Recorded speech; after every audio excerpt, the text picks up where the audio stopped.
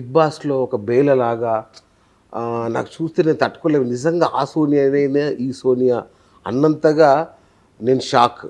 దానికి తగ్గట్టుగానే అసలు ఇంతవరకు బిగ్ బాస్ చరిత్రలోనే ఎప్పుడు లేనంత దారుణమైన ఓటింగ్తో బయటికి రావాల్సి వచ్చిన పరిస్థితి.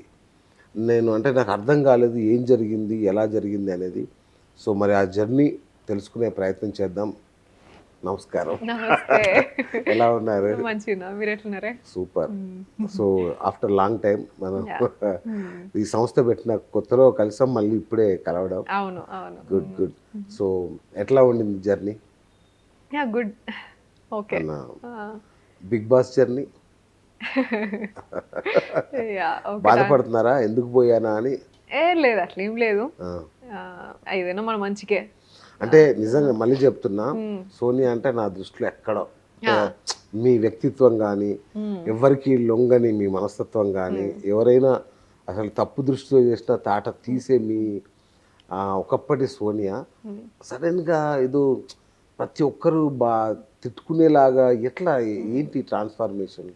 అంటే ఆ! బిగ్ బాస్కి భయపడ్డారా లేదంటే ఏం జరిగింది అసలు? లేదు నేనెక్కడ భయపడలేదు. నేను ఎట్లున్నా అట్లే ఉన్నా. ఆ, కాకపోతే మీకు చూపించిన విధానం సరిగ్గా చూపియలే. ఓకే. జరిగినట్టు చూపించిండింటే అసలు మీరిట్లా ఫీల్ అయ్యేటోళ్ళు గాదు. అవునా? సో, నేను గూడా అదే లాస్ట్ వీక్ నేనొచ్చే ముందు గూడా నేను అబ్బాయిలాగా చేషైనా సరే నేను బయటికి పోతా అన్నది అందుకనే. ఓకే. ఎందుకంటే లైక్ బయట చూపించింది నాకు తెలవదు. మరి ఇంత ఎట్లా చూపిచ్చారా? సెన్స్ లేకపోతే చేశారా? ఇట్లనా అనేది తెలీదు.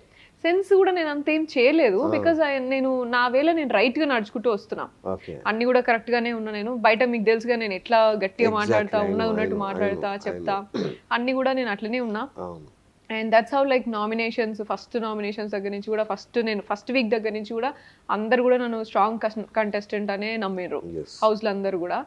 సో అట్లనే నడుచుకుంటూ వచ్చినా కానీ అదే సాటర్డే వీకెండ్లో నాకు అనిపించింది వీళ్ళు ఏదో పోర్ట్రే చేస్తున్నారు అని అర్థమైంది నాకు. అవునా? అంటే ఎప్పుడు నేను చేసింది కాకుండా ఇంకొకటి వేరే దాన్ని బలం అంటే లైక్ స్ట్రెంగ్ చేస్తుండే ఓకే.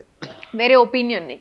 So, okay. నాకది కరెక్ట్‌గా అనిపియలేదు. So, okay. That's where like నాకర్థమైంది ఎక్కడనో వేరేలాగా పోర్ట్రే అయితాంది. హ్మ్.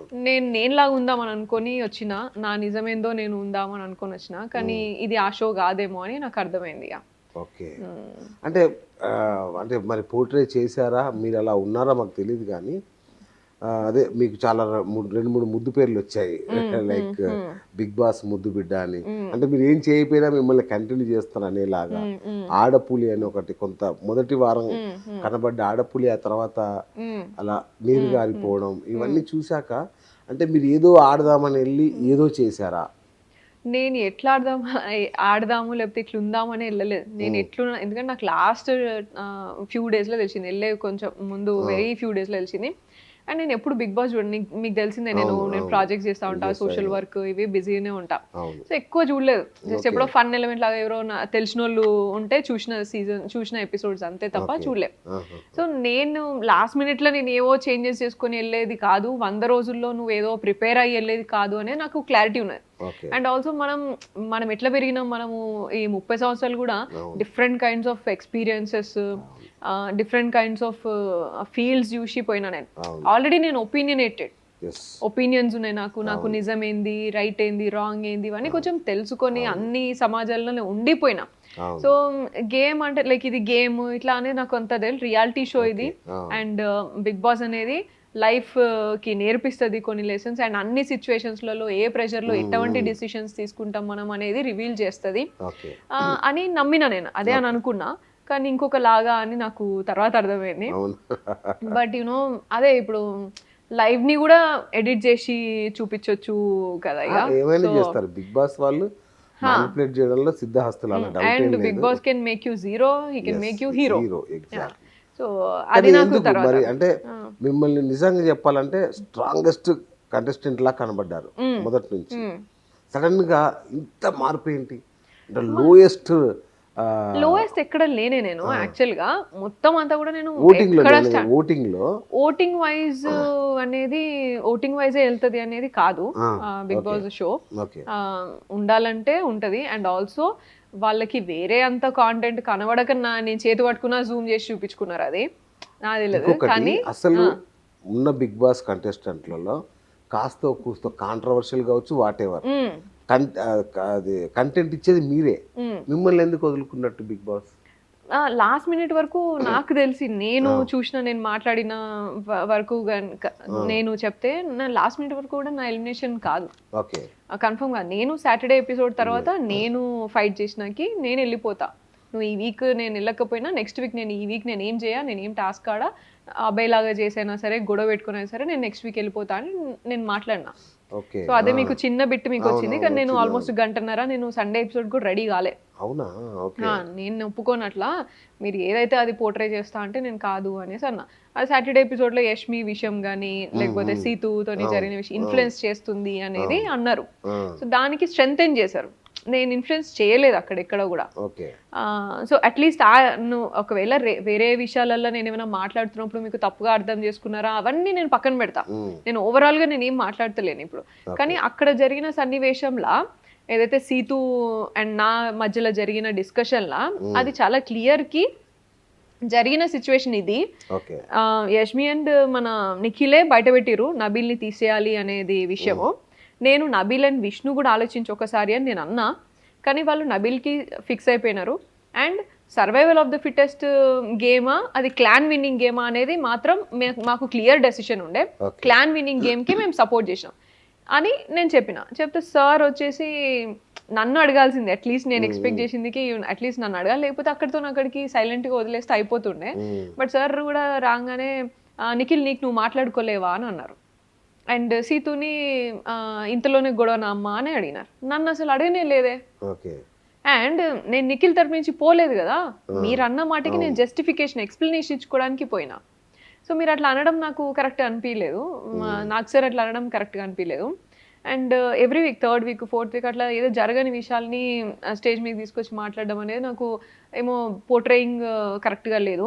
అండ్ నువ్వు తొక్కాలనుకున్నప్పుడు ఇట్లనే తొక్కుతా ఉంటావు కదా, నువ్వు మంచిగా మెచ్చుకోవాలనుకున్నప్పుడు అందరినీ మెచ్చుకుంటున్నారు, మరి నన్ను ఎందుకు మెచ్చుకోలే అని నాకు ఫీలింగ్ అయింది, నేను ఫీల్ అయినా. So that's where I understood మీరు హీరో చేయాలంటే హీరో, జీరో చేయాలంటే జీరో అనేది నాకు అక్కడ ఎక్కింది. ఇక నేను ఉండను అని నేను అట్లా డెసిషన్. సార్ కూడా అడిగినరు మళ్ళీ చెప్పమని, రియాక్టివ్ మోడ్ లో నేను చెప్పదలుచుకోలేదు. చెప్పలేదు నేను రియాక్టివ్ మోడ్ లో నేను. అదే నాకు ఇప్పుడు హౌస్ లో అనుకుంటున్నారు ఇదంతా ఓకే, నాకేంటంటే వీళ్ళంతా చాలా వరకు చిన్నపిల్లలే ఉన్నారు, దట్స్ ఫైన్. ఇప్పుడిప్పుడే అందరు కలుస్తున్నారు, ఒక్కొక్కరికి ఒక టైం స్పేస్ పడుతుంది కలవడానికి, అర్థం చేసుకోవడానికి. వీళ్ళందరూ ఏదో పృథ్వీ నిఖిల్ మీద అటెన్షన్ కోసం అని నన్ను కార్నర్ చేస్తాను, దట్ ఈస్ ఫైన్ అనుకున్నా. నెక్స్ట్ వీక్ మళ్ళీ క్లాన్ మారుతుంది. మీకు తప్ప అనిపించలేదా పృథ్వీ నిఖిల్తో అలా బిహేవ్ చేయడం? నేను తప్పేమున్నది దాంట్లో. ఇప్పుడు మేము ఒక ఫ్యామిలీ లాగా ఉన్నాం అక్కడ, 1 month ఉన్నాం. దాంట్లో నాకు కరెక్ట్ గా బాండ్ అయింది ఏంటి అంటే అభయ్, నిఖిల్, పృథ్వీ వీళ్ళు ముగ్గురే. అండ్ తర్వాత Nainika was already there with first నుంచి ఫ్రెండ్ అనుకుంటా కదా, ముందు నుంచి బయట ఫ్రెండ్, కానీ మధ్యలో అంతా మాట్లాడలేదు. డైరెక్ట్ హౌస్ లో పోయినాకనే మళ్ళీ మేము మాట్లాడుకున్నాం. So we spend like good time. And you know తర్వాత నైనికతో కూడా మంచి బాండింగ్ ఉంటుంది. కాకపోతే ఆమె ముగ్గురు 3 పవర్ పఫ్ గర్ల్స్ అని చెప్పేసి వాళ్ళు ఫామ్ అయినారు కాబట్టి టీమ్ ఎక్కువ టైం నా దగ్గర ఉండదు, 1.5-2 గంటలు డైలీ నా దగ్గర ఉంటుంది ఆమె, అంతే. సో బాండ్ ఫామ్ అయినాక లైక్ మేము మాట్లాడుకునేవి చాలా ఉన్నాయి దాంట్లో. ఇప్పుడు you also know me, like మామూలుగా నేను కొత్త మనుషులకైతే ఇలా నమస్తే పెడతా. పద్ధతి కాదు నాకు తెలిసిన, నేను ఆశ్చర్యపోయి ఏంటిది అంటే బొట్టు లేకుండా కూడా మీరు కనబడరు, ఉండను, చక్కటి తెలంగాణ అమ్మాయి ఎలా ఉండాలో అలా ఉంటారు. సో మామూలుగా ఎవరికైనా ఇప్పుడు హౌస్ లో చూసినా కూడా గమనిస్తే నేను ఆది గారికి కానీ రిమైనింగ్ వాళ్ళకి మంచిగా కార్డియల్ గా షేక్ హ్యాండ్ ఇట్లా అంత, ఎందుకంటే అంత కనెక్షన్ లేదు, అంత లైక్ ఆపోజిట్ పర్సన్ కూడా మన మీద అంత రెస్పెక్ట్ ఉండాలి, అంత ఉండాలి కదా, బాండింగ్ ఉండాలి కదా.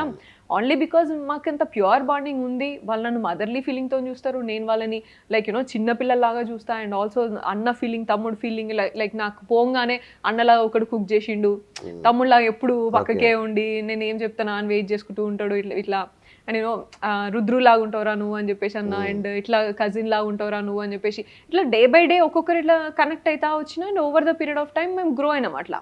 సో దానిలో ఇప్పుడు అంత ప్యూర్గా ఉన్నది కాబట్టి మేము అట్లా ఉన్నాం. And I'm that kind of a person.